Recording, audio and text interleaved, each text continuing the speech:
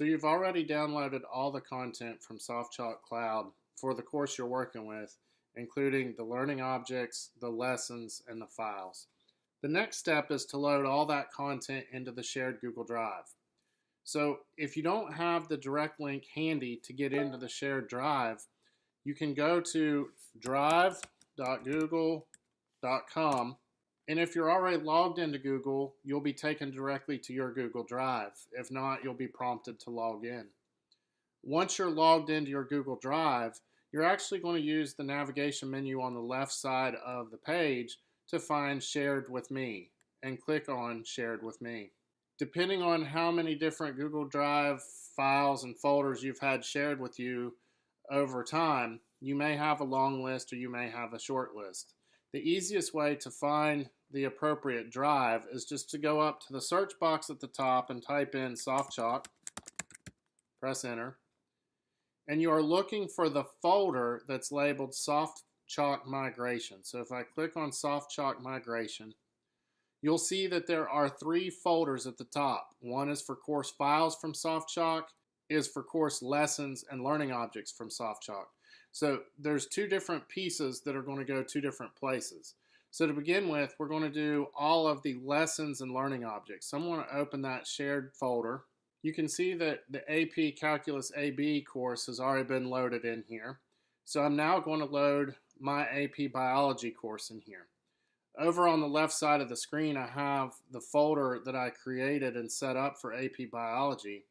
Before I get started, I want to right click in the middle of the open space in the folder, and I want to create a new folder, and I'm going to call this one AP Biology, and click Create.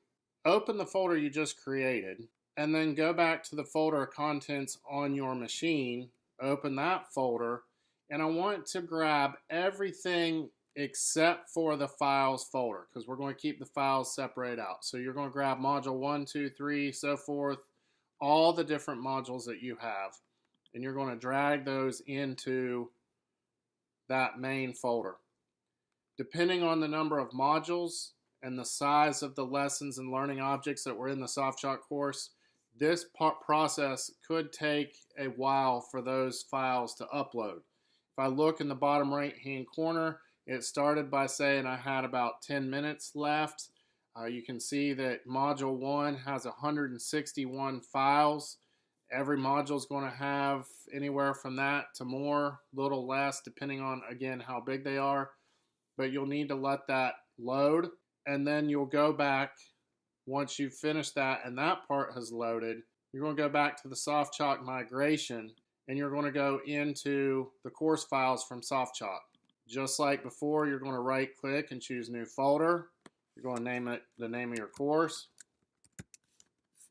Once it's added, you can open it up.